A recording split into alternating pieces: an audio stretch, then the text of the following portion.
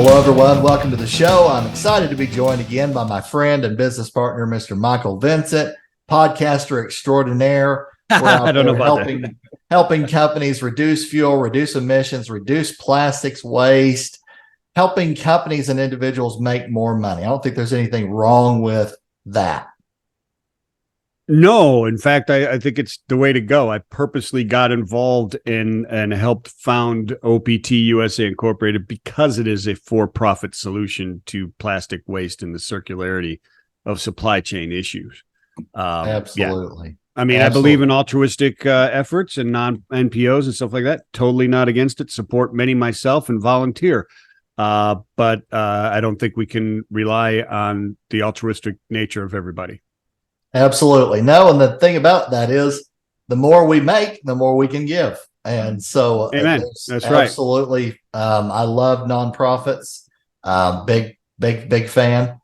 So yeah, absolutely. The more we bring in, the more we can benefit others. Absolutely. Yeah, exactly. And we're going through times right now, as we're going to discuss, where change is happening, right? And a lot of people fight those changes because they see higher costs, in industry, or they're skeptical or drag their feet a bit because of that. But then others see opportunity in a blue ocean of opportunity, and go after it. And we can see that where there's people that are making new businesses that are sustainable, new jobs, et cetera, through the sustainability efforts and the conversion, as we're going to talk about. And we usually do, because that's one thing near and dear to both of our hearts, is the conversion from to cleaner fuel, right?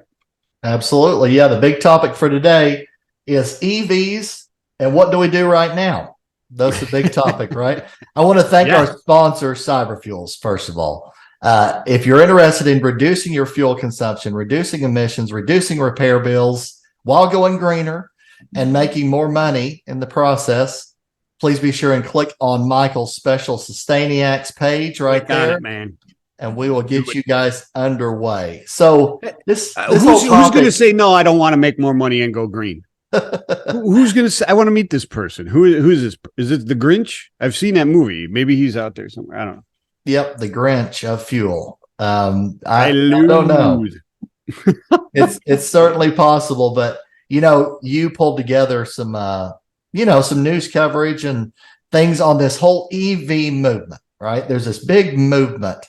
And certainly, I think it's coming. It's coming in certain segments and so forth.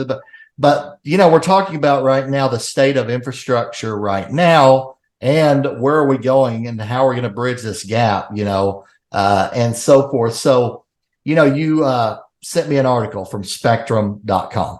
Right. It's an interesting, the topic is really interesting, Andy, because, as you and I were talking about, you almost never see like a commercial for a regular car. Yeah. Right. I think the Jeep pickups, the Gladiators and stuff, are super cool looking, but you never see an ad for them. It's always this is the new electric lineup from Lexus or from this or from that. Right. What would happen if everybody just said, you know what? Cool. Let's buy one. Right. I don't think we're ready for that. As hard as it's being pushed, right? So yeah, that Spectrum one was cool because it's like they take this, they just say, listen, let's take a microcosm, one where actual EVs, et cetera, are like really prevalent and people are really taking to it. And it's Palo Alto, California. I mean, I know you're shocked that it's not, like Gary, Indiana, but it's Palo Alto, California, where they're grabbing these things, and some of the difficulties that they're already having there, and understanding what is, what it's going to take to actually 1 in 6 households there has an electric vehicle. Right. Yeah. I think it's the highest adoption rate of EVs in the United States. Yeah. 4,500 EVs are there registered, and some 3,000 to 5,000 are in the city through commuter drives on any given day. Yeah, absolutely. They have 1,000 charging ports, 277 public charging ports, with 3,500 charging ports at residents, private ones. So, I mean, these guys, they're really, really grabbing this stuff, and they're trying to get to 80% below the 1990 level of emissions by 2030, right? I mean, that seems like a pretty hefty goal, because in 1990, I bet they were pouring out some carbon. Right. And you and I have talked about this, the whole carbon chain of getting more coal or drilling more CNG or whatever.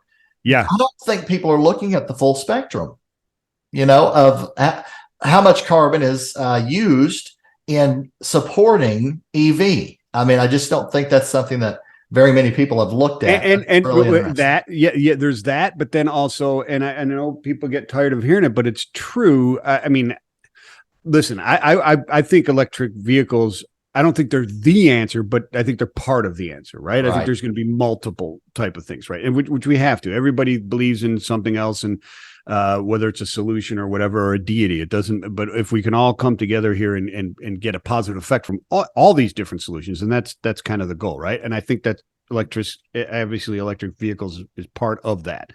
It'd be silly to try and argue that they're never going to work and all that, because they already are in many places. Like, for instance, like what you're talking about here where I live, if you have an electric vehicle, it is incredibly clean because the energy we get is mostly nuclear in Chattanooga and hydro. Very little coal power coming in here. So it does make an impact. In other places, it's not such a great idea because it's still, like you said, it's coal powered plants, etc. Right. That are happening there. So coal fired, or somebody drilled that CNG.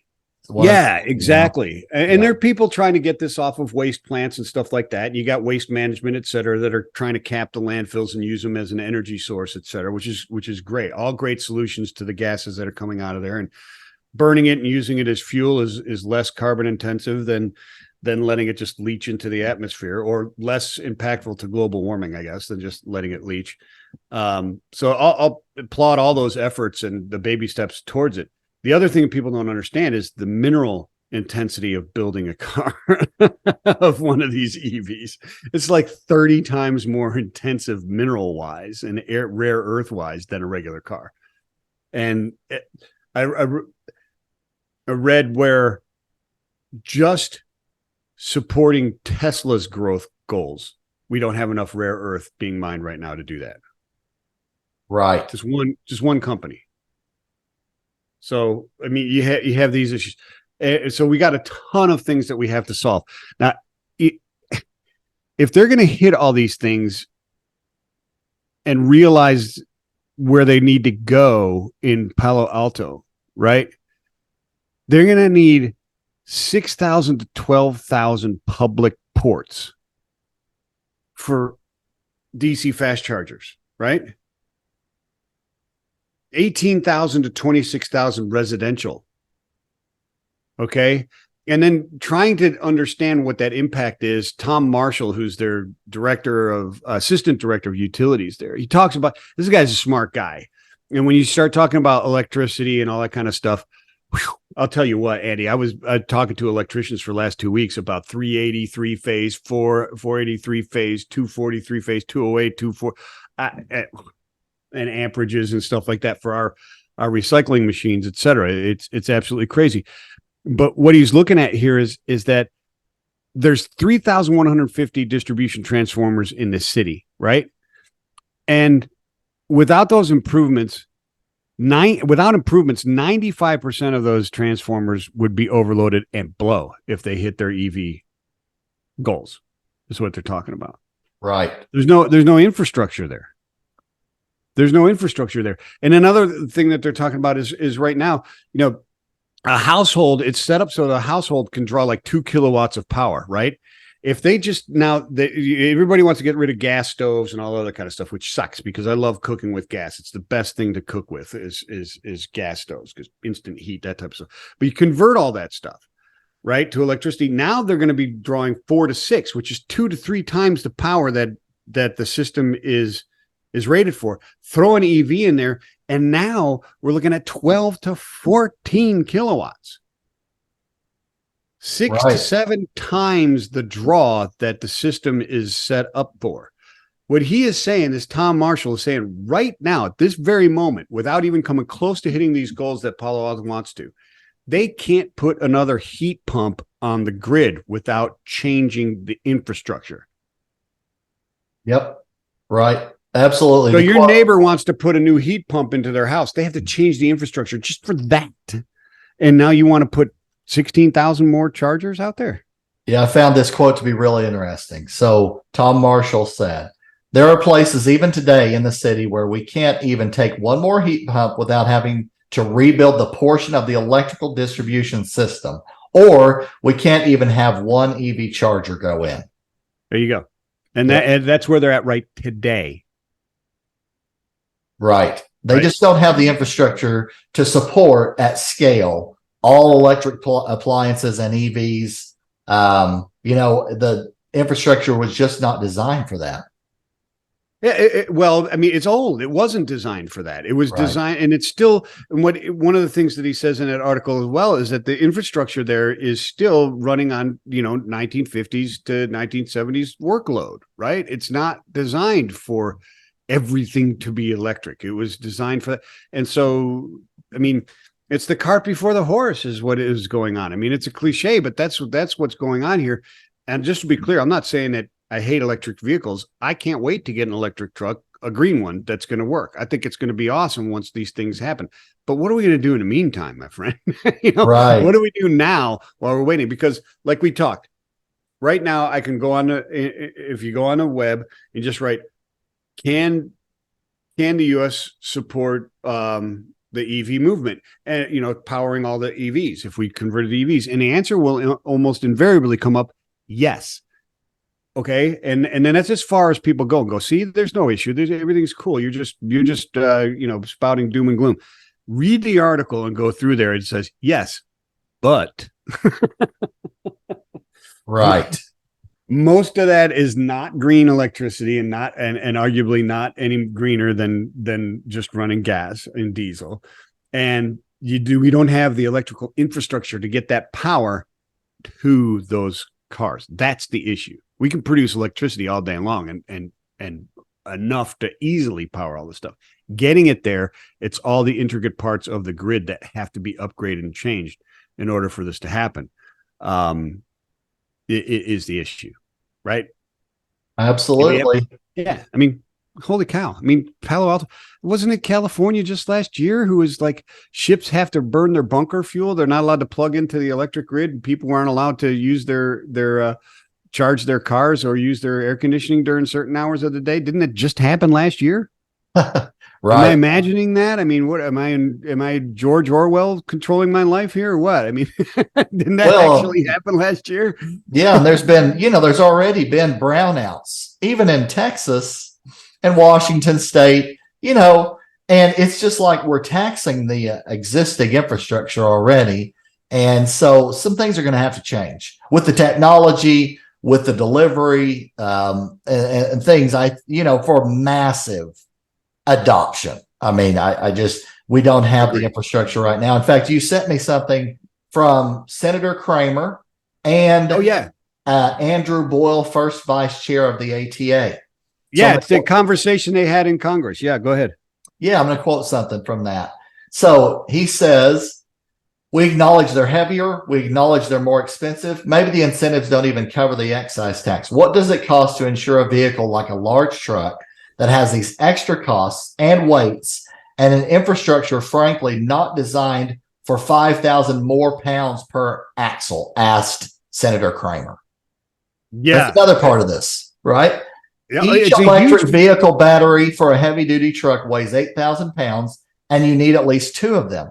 So that's adding 16,000 pounds. So we're talking about the weight of 4 or 5 cars, responded Boyle. Yeah. Who is the first, by the way, I don't want this to get lost on anybody. He's the first chair of the ATA. Okay. Now, if you've been in the trucking industry, truckload in particular, for longer than like 5-6 years, right? And you're paying attention, right? Because a lot of people don't. I mean, lower level stuff, they're in the business, they love the business, stuff like that, but they don't get involved in the politics. I get it. People don't like politics. But here's the thing. Whenever there becomes a new law like ELDs, or whenever there becomes a new law that costs more money, all right, these type of things, the ATA, that's the big dogs. Okay, those are the huge enterprise fleets. Okay, they're not exactly opposed to high diesel prices because they actually make money off of those. Okay. And they're not exactly fighting things like EVs and safety and stuff like that because it limits gives it a larger barrier to entry for the little guys. Okay. So when you start talking about OOIDA, or like a lot of people like to call it OIDA, they're the people who are looking out for the 1 truck fleets, the 2 truck fleets. Okay. Like that. These are the guys that arguably are not going to be able to afford these new electric vehicles, right?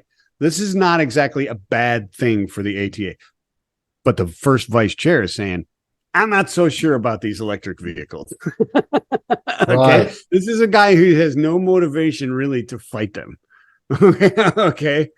In reality, when you start talking about their competitive advantages, et cetera. I mean, Boyle, he goes on to talk about, a truck electrification. The city, he had a friend try to put in an Illinois facility. He wanted to put in 30 truck for electrification of 30 trucks. So 30 chargers, right? Is what he was trying to put in for trucks, right? And the city came back and said, is this, quote unquote, is this some kind of a joke? You're asking for more draw than the entire city requires. So what he's saying is, Boyle is saying, is that the idea is 30 to 50 trucks charging is like 5 or 6 megawatt application, right? The factory to create those trucks only uses 2 megawatts. Right. 30 to 50 truck chargers is more than an entire city was using. That's just 30 to 50 trucks. We don't have the infrastructure, my friends. we do not. We do not. And, Senator Cramer also, he raised some concerns about offshoring mineral supply chains to foreign nations with inadequate labor standards. So this is his quote: with regard to the supply chain in Congo, Indonesia, China, and the human rights violations and the workforce challenges, certainly standards that don't meet ours. To me, those are of great importance. That's of greater importance than some of the other issues we're trying to solve. Amen. And I mean, and I don't disagree with what both of these gentlemen are trying to say. I agree with a lot of what they're saying. A lot of it is, well, much of it is fact. It's not really opinion, right? So you really can't fight it. And even those who say, yes, electric vehicles are the answer, have to agree on a lot of these things because they're actual facts. You cannot draw, 50 megawatts of power to do, 50 trucks. It's ridiculous to be able to do that on our grid that's there today. These are facts. Will we get there? Yeah, I think we will get there with electric vehicles or hydrogen vehicles or whatever they happen to be, biodiesel, whatever it happens to be. But we have to understand that we're things that we can do right now to get there in a greener fashion and to improve things at this actual moment in time. And that a lot of these applications can actually improve your company's bottom line right now and give you those advantages that having a reduced carbon footprint or a green stamp on your company, you can get all those advantages, right? Like you can't get certain bids unless you can prove how you're getting green. And I mean, prove it, not just say, hey, we're going to, convert to all electric trucks in 10 years when somebody else builds them. It doesn't cut the mustard, man. You have to be doing something now, right? Absolutely. Yeah. I hear more and more RFPs have in them, show me what you're doing to be greener right now, not in 2030, but now. What are you doing to be greener?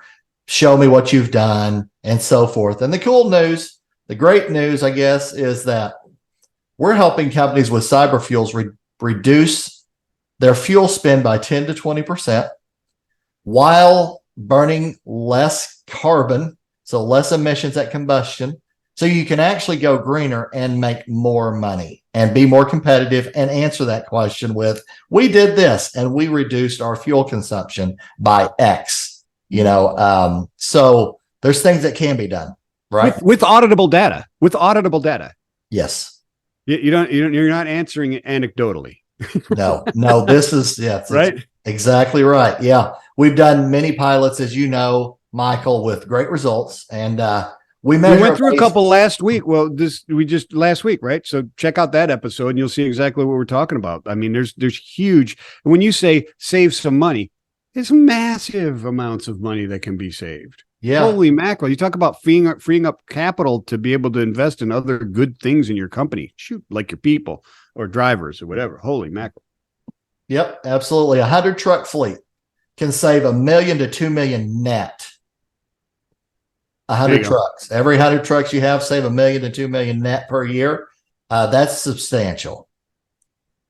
Yeah, and I mean, in the range is the use of the truck, right? I mean, that's what it is, right? Or yeah, exactly. I mean, there's some.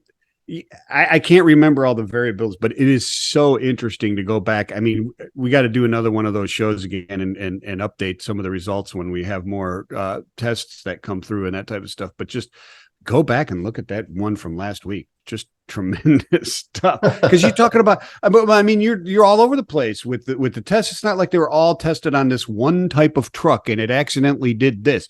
There's like 10, 15 different engines and types of trucks and different scenarios, right? Where, very industrial type of truck, but then you're talking about maybe a P&D truck that's just, pick up and delivery for people who don't understand that, just around the city. And then long haul and regional type of trucks. All these things have been tested. The results are on fire. Absolutely. Yeah, it is fun and exciting, man. We've tested engines in labs and on fleets and lots of different engines. Over 60 million gallons of fuel have been treated so far, and it's just growing. It's growing rapidly, thankfully. And so, yeah, it's exciting. It's an exciting time. It is. It is an exciting time. And I mean, if you just got to get people that need to understand it, it is easier than ever, and it's becoming more and more easy to actually have an impact on what you're seeing on the news and the argument, and whether or not you are a climate change. I want to see advocate. I don't think anybody advocates for climate change, Right? But whether you believe it's an actual issue or you're a denier, it doesn't matter. It really doesn't matter. Who wakes up in the morning and says, yeah, you know what? I don't want to save any money and I'd rather pollute the shit out of the atmosphere. Right. Absolutely. Who does that? Yeah. If nothing else, more emissions is worse for our health. So just the health aspect of it. Yeah. Who does that, right? Why not save some money while going greener? Absolutely. What's wrong with it? It's you're not changing any political affiliations by saving some money and not destroying the atmosphere. Right. Absolutely. Well, we live in very interesting and exciting times. I mean, you talk about quite a bit, this whole sustainability economy, sustainability movement. There is blue ocean opportunities. And you and I are out there basically helping as best we can, help companies go greener, reduce their plastics waste, reduce their fuel, reduce their emissions, and make more money, save more money, impact the bottom line at the same time. Amen. That's exactly it. That is the goal, my friend. And it's not hard to get something done, but you got to click the link and find out. Click the link. Exactly. Yes. Click the link, man. We took some time setting up this link and page and so forth for you guys to take advantage of it. So please be sure and click that link. Click it. Michael's special Sustainiacs page, and we'll help you get underway. Yeah, if you click it enough, I'll just get off the air. You won't have to listen to me anymore. we might hire a robot. No, we were not going to do that. Yeah, no, this is actually this entire session is brought to you by AI. Yeah, we're not going there. No. Well, Michael, as always, it's fun chatting with you about these pressing topics, and thanks again for coming on. Hey, thanks for having me. I love it. The chance to promote these excellent products and hopefully somebody's gone, you know what? Maybe I will check something out like that. Or, I mean, that's what it means. One person does it, then, I can sleep better at night. I mean, it's, of course we want to get the products out there and promote them because they are good products, and they do help the earth. But, if we inspire somebody else out there to do something good, then that's awesome as well. Absolutely. No doubt. We're evolving. working with cyber fuels, evolving as the market evolves, right? Right We have a lot of we're a sustainability focused, green focused company. And as things develop and as things move forward, we'll go out there and help promote it, adopt it, etc. So this session was all about EVs and what do we do right now? Well, we've got solutions right now. So let's work together and make some things happen. So thanks again for coming on, Michael. That's going to do it for our show today. Thanks for listening or watching, everybody, and we will see you again soon. Take care. Peace and love. Peace and love.